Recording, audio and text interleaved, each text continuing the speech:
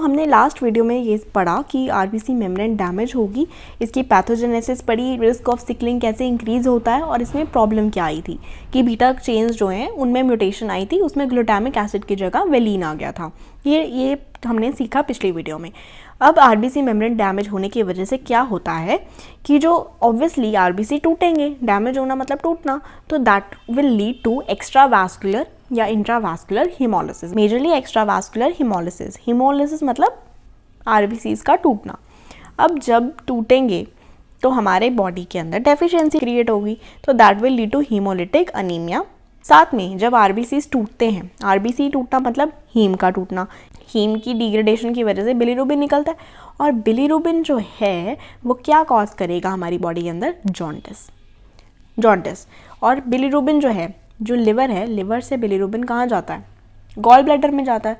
तो gall bladder में ज़्यादा से ज़्यादा बिलीरुबिन होने की वजह से क्या चांसेस इंक्रीज हो जाते हैं, गॉल स्टोन्स के, बिलीरुबिन के। क्योंकि गॉल स्टोन्स जो होते हैं वो दो टाइप्स के होते हैं, एक होता है कोलेस्ट्रॉल के और एक होता है ये बिलीरुबिन के। तो यहाँ पे प्रॉब्लम किस में आ रही है, आरबीसीज के टूटने में आ रही है, मतलब बिलीरुबिन के फॉर्मेशन में आ रही है। तो बिलीरुबिन ज़्यादा फॉर्म होगा तो इसकी वजह से गॉल स्टोन जो हैं बिलीरुबिन के ज़्यादा बनेंगे। नेक्स्ट जो है हमारी बॉडी के अंदर जो चेंज आएगा, क्योंकि आरबीसीज टूट रहे हैं तो हमारी बॉडी चाहेगी कि आरबीसीज बने, ज़्यादा बने। तो इसकी वजह से जो जहाँ बनता है आरबीसी, कहाँ बनता है, बोन मैरो में बनता है, स्प्लीन में बनता है, वहाँ क्या होगा, वो लोग अपनी फैक्ट्रीज में बोलेंगे कि बहुत ज़्यादा काम करें। तो इसीलिए मैसिव एरिथ्रॉइड हाइपरप्लेजिया हो जाएगा। मैसिव एरिथ्रॉइड मतलब जो बोन मैरो है जहाँ पे फॉर्मेशन होनी है आरबीसीज की, वहाँ पे हाइपरप्लेजिया हो जाएगा।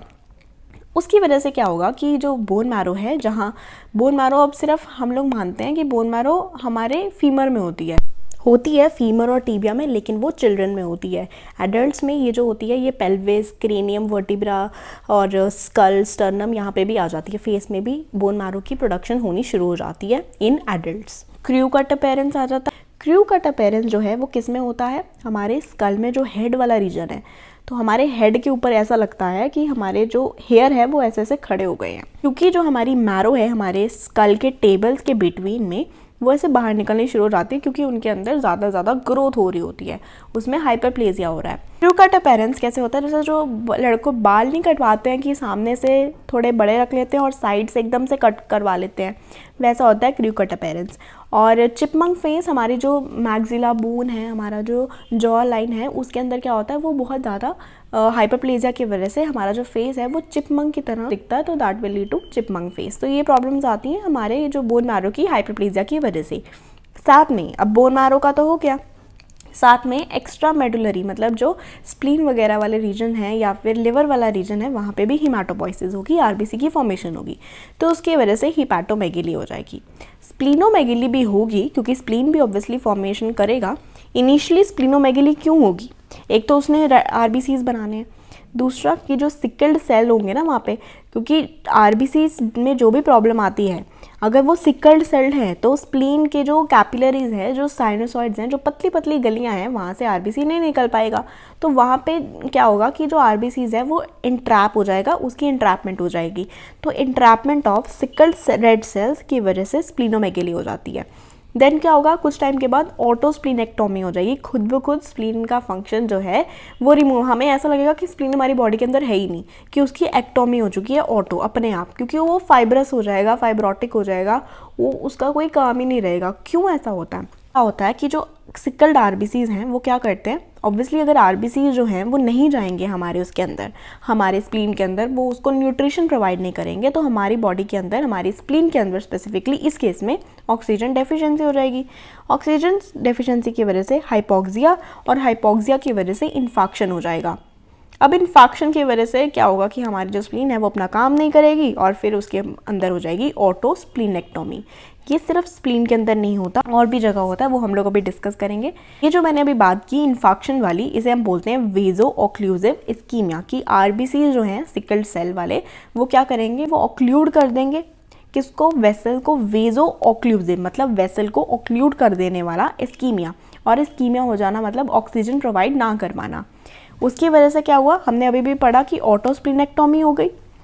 अब जब स्प्लीन हमारी बॉडी के अंदर नहीं है तो क्या होता है कि जो भी इन्फेक्शंस हैं, जो भी ऑर्गेनिजम्स हैं नॉर्मली क्या करता था, स्प्लीन उन्हें फाइट करने की कोशिश करता था कि जो भी ब्लड के अंदर कोई भी ऐसी चीज़ है जो कि नॉर्मल नहीं है वो उसे कैच कर लेता था।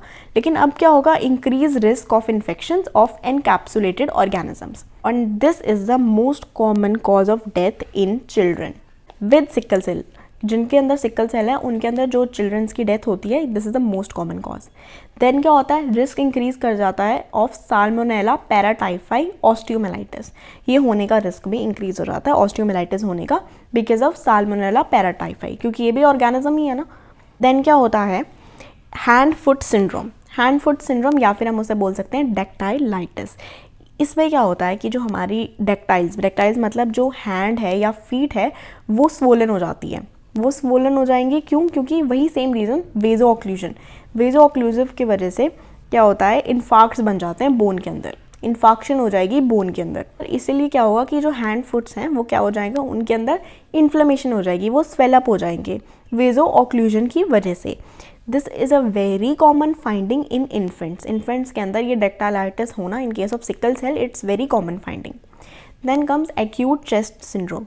अब हमने वेजो ऑक्लूजन यहाँ पे बोन में कर लिया, वेजो ऑक्लूजन हमने स्प्लीन में कर लिया। नेक्स्ट हम करेंगे चेस्ट मतलब कि लंग्स के अंदर। अब लंग्स में जो भी हमारी कैपिलरीज हैं वो भी बहुत पतली पतली हैं, तो उन कैपिलरीज के अंदर भी क्या हो जाएगा, वेजो ऑक्लूजन हो जाएगा। वेजो ऑक्लूजन होने की वजह से एक्यूट चेस्ट सिंड्रोम में हमें चेस्ट पेन होगी, शॉर्टनेस ऑफ ब्रेथ होगी, लंग इनफिल्ट्रेट्स और इवेंचुअली क्या हो सकता है, निमोनिया हो सकता है।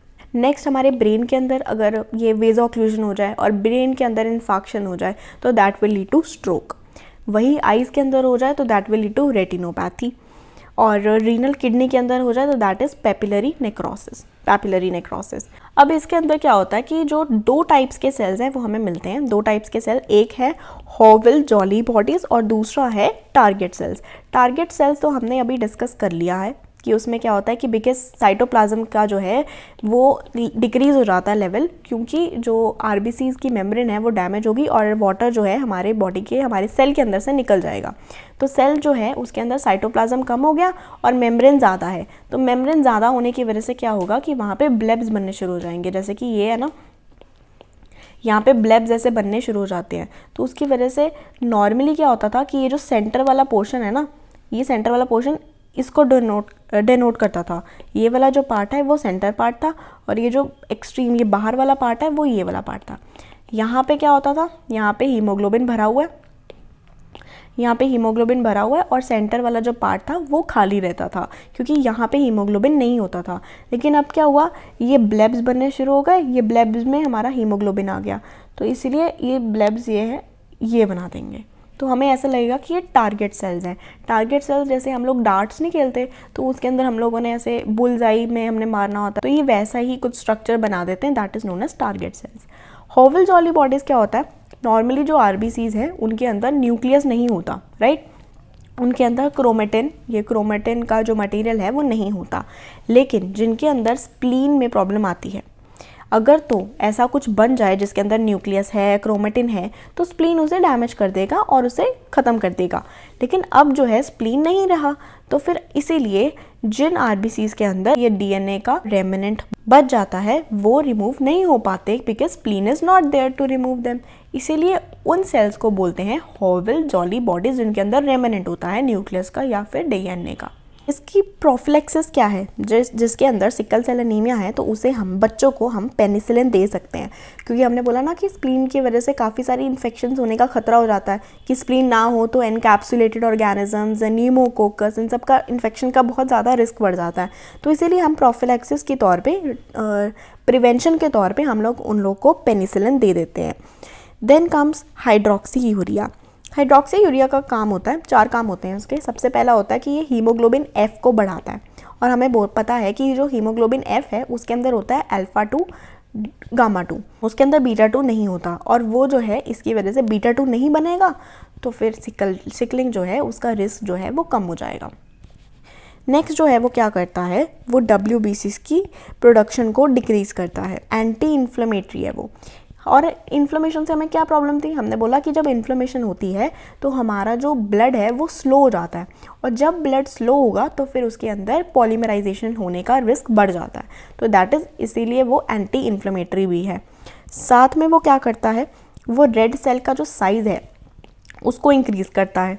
रेड सेल का साइज़ इंक्रीज़ होगा तो मतलब सिकलिंग नहीं होगी, ऑब्वियसली हमें तो ये चाहिए ना साइज़, लेकिन उसके अंदर सिकलिंग होने की वजह से ऐसा हो जाता है, तो वो रेड सेल का साइज़ इंक्रीज़ करता है। फोर्थ क्या करता है, वो मेटाबॉलिज्म जो है करता है अपना, और नाइट्रिक ऑक्साइड में कन्वर्ट हो जाता है।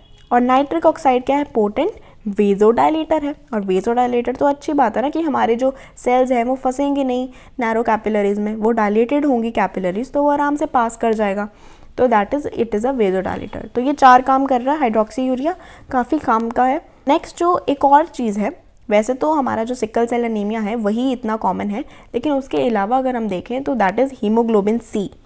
हीमोग्लोबिन सी भी सेम ही है कि उसमें भी ऑटोसोमल रिसेसिव म्यूटेशन आती है, बीटा चेन में ही आती है। लेकिन उसमें क्या प्रॉब्लम थी, उसमें थी जो सिकल सेल था उसमें क्या प्रॉब्लम थी कि ग्लूटामिक एसिड वेलिन में कन्वर्ट होता था। इसमें क्या हो रहा है, ग्लूटामिक एसिड जो है वो लाइसीन में कन्वर्ट हो रहा है। लाइसीन, सीन आता ना सीन, और इसमें भी सी, तो ऐसे याद कर सकते हो, but it is less common. और इसमें हमें क्या दिखता है, पेरिफेरल ब्लड स्मीयर में हीमोग्लोबिन सी के क्रिस्टल्स दिखते हैं। So yeah, this was all about sickle cell anemia. If you have any query regarding this topic, you can ask, and if you like the video, please subscribe. Thank you.